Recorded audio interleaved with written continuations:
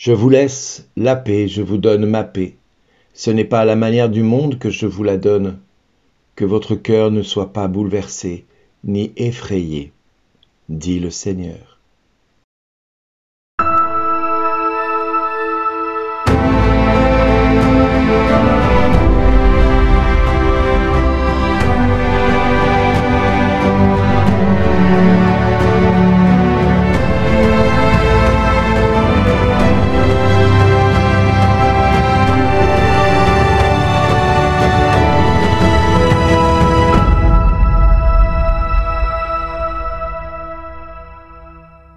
Aujourd'hui, le message vous est adressé par Bernard Dille. Bonjour les amis, quelle belle promesse de la part de Jésus. Je vous laisse la paix, je vous donne ma paix. Ce n'est pas à la manière du monde que je vous la donne. Aussi que votre cœur ne soit pas bouleversé ni effrayé. C'est en tout cas un message d'espoir qui nous est transmis de la part de Jean dans son évangile. Et si Jean nous parle ainsi de la paix de Dieu, c'est parce que nous connaissons très bien ce que c'est la paix dans le monde, puisque le monde, pour obtenir la paix, prépare la guerre et génère souvent la guerre pour obtenir la paix. C'est en tout cas ce qu'ils font la plupart du temps, et c'est ainsi que le monde va, génération après génération, transporter, transformer et transfigurer la paix. La paix, elle n'est pas du tout celle que Dieu donne. Cette paix qui vient prendre nos souffrances et nos vies telles que le Christ a voulu nous les prendre et les offrir à son Père. En effet, beaucoup d'entre nous avons entendu dire ce fameux enseignement qui est proposé par l'Église. Il faut offrir sa souffrance pour la rémission du monde, pour le salut du monde, pour le salut de notre famille, pour la rémission de nos péchés, etc., etc. Nous l'entendons souvent, il faut prendre sa croix, il faut porter sa croix. Alors vous avez toutes sortes de chrétiens qui, fidèlement à ce que l'Église leur enseigne, vont prendre la croix de la maladie, la croix du dénuement, la croix du rejet, la croix de ceci, la croix de cela, et vont porter ça jour après jour comme étant « bah oui, c'est ma croix, je dois porter cette souffrance, Dieu le veut ». Mais non, non, Dieu ne veut pas que nous portions une souffrance, Dieu ne veut pas que nous portions une croix, Dieu ne veut pas que nous portions cette croix-là.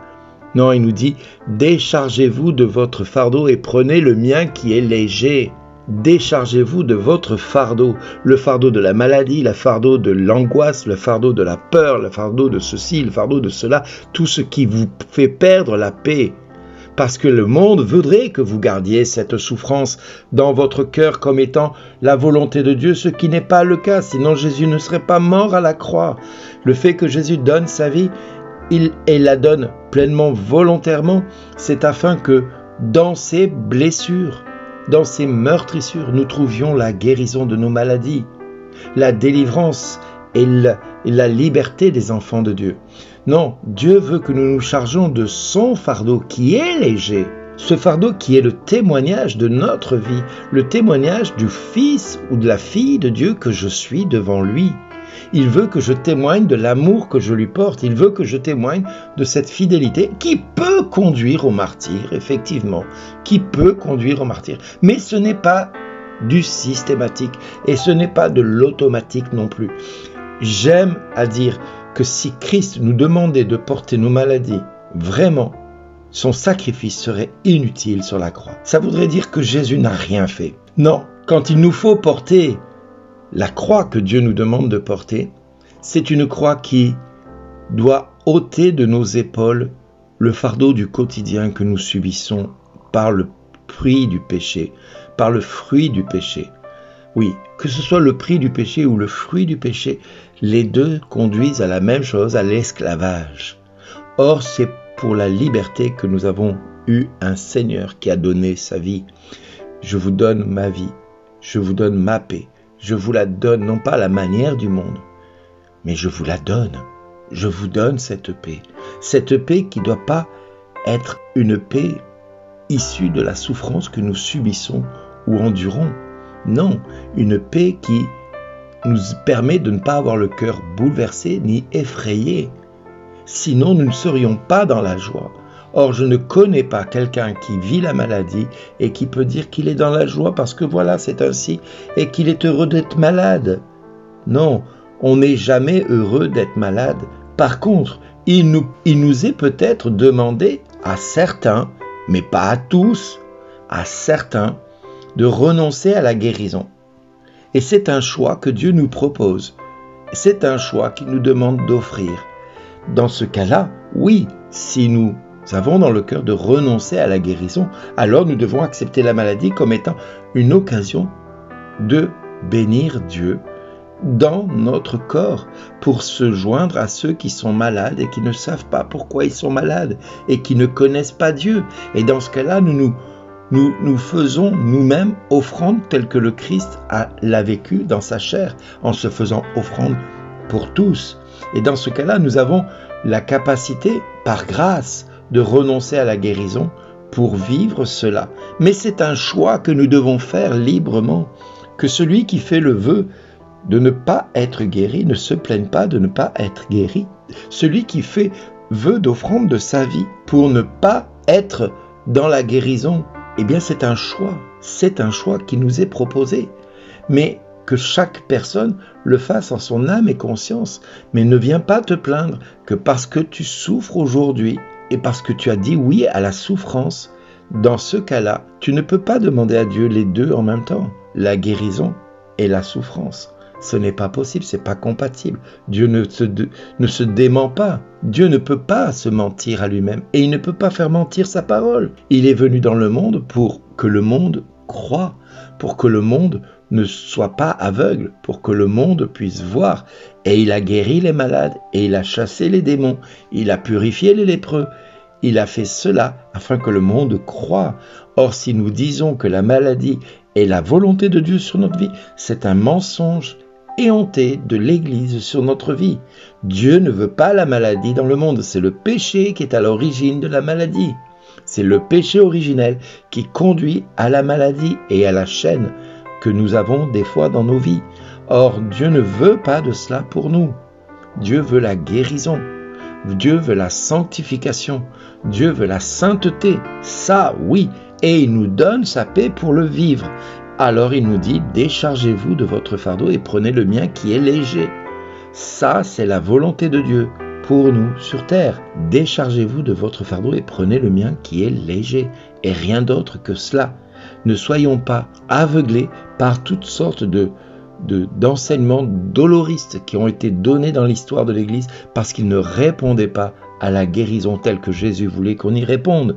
Alors l'Église a trouvé une solution. Tu es malade, moi je ne suis pas capable de te guérir, alors il faut que tu acceptes ta maladie comme elle est. Et puis voilà, il faut que tu fasses avec et tu l'offres à Dieu. C'est tellement plus facile de faire reposer sur les épaules de l'autre notre incompétence à être fidèle à la parole. C'est ça qui est proposé en fait. Non, si tu crois en Jésus, tu dois croire en la guérison. Si tu crois en Jésus, tu dois croire en la délivrance. Si tu crois en Jésus, alors tu crois que tu peux faire les miracles que Jésus faisait. Tu peux même faire bien plus que lui, puisque c'est lui-même qui le dit. Vous ferez des choses bien plus grandes que moi, parce que je vais vers le Père. Et c'est à cela que nous devons aspirer, et non pas à vivre la maladie comme étant la volonté de Dieu, la souffrance comme étant la volonté de Dieu. Sinon, Jésus est mort pour rien. Or, il a donné sa vie pour nous libérer de la souffrance et de la maladie. Il a donné sa vie pour que nous soyons libres et non pas enchaînés au péché. Il a dit à la femme adultère, va et ne pêche plus, moi non plus, je ne te condamne pas. Et pourtant, elle avait péché. Il a voulu libre. Il a donné à la Samaritaine la grâce de pouvoir voir que elle pouvait être sauvée malgré sa vie dissolue avec plusieurs maris. Il a donné à l'aveugle le fait de voir alors qu'il était aveugle de naissance et tout le monde pensait que c'était à cause de la faute de ses parents. Non, c'était simplement pour que la gloire de Dieu soit manifestée. Nous le voyons à maintes reprises, Jésus guérit, délivre, purifie et ressuscite pour manifester la gloire de son Père. Ce n'est pas en laissant les gens dans la maladie qu'il manifeste la gloire de son Père. Jamais, jamais Dieu n'a voulu cela pour l'homme. Alors arrêtons avec ces faux enseignements de l'Église, arrêtons avec cette doctrine qui est fausse et qui est mensongère pour Dieu. C'est un mensonge éhonté que l'Église colporte de génération en génération parce qu'elle refuse de faire la volonté de Dieu, parce qu'elle refuse de se mettre au diapason de l'Esprit de Dieu qui dit « Tout est possible à celui qui croit. Tout ce que vous demanderez au Père en mon nom, tenez-le pour obtenu et vous le verrez s'accomplir. » C'est cela qu'il faut mettre en action et c'est cela qu'il faut croire et pas autre chose. Jésus nous a jamais demandé d'accepter la maladie comme étant la volonté de Dieu. Jamais. Sinon, il n'aurait pas passé son ministère à guérir les malades. 90% des évangiles ne sont composés que de miracles et de prodiges. Croyons que le Dieu de Jésus de Nazareth, du temps où il était sur la terre, pendant les 3 années de son ministère, est le même hier qu'aujourd'hui et qu'il veut toujours la même chose pour son Église. Alors cessons avec ce mensonge que l'Église colporte permanence. Je refuse cela et je dis que c'est un mensonge et je le déclare ouvertement. Même si je dois me faire taper sur les doigts, je n'en ai que faire. Aujourd'hui, je l'affirme, c'est un mensonge et Dieu ne veut pas cela pour l'homme. Mais il est possible que certains d'entre vous préfériez la maladie à la guérison parce que le témoignage peut amener certains d'entre nous à vivre le martyre. Mais ne faites pas reposer sur Dieu la responsabilité de votre maladie. C'est vous qui choisissez la maladie pour l'offrir à Dieu. C'est vous qui choisissez la maladie. C'est vous qui subissez l'épreuve et que vous l'acceptez en tant que telle. Mais Dieu ne veut pas cela pour vous. Aspirons à la guérison. Et si la guérison ne vient pas tout de suite, ne soyons pas déçus. Il nous donne sa paix. Et sa paix, non pas à la manière du monde, mais que notre cœur ne soit pas bouleversé ni effrayé. Au moment opportun, Dieu agira promptement dans nos vies. Tant que le moment opportun n'est pas arrivé, ne soyons pas déçus, ne soyons pas inquiets, ni effrayés, ni bouleversés. Il nous donne en attendant sa paix et il nous la donne à sa manière et non pas comme le monde nous la donne. Amen. Soyez bénis et merci d'exister.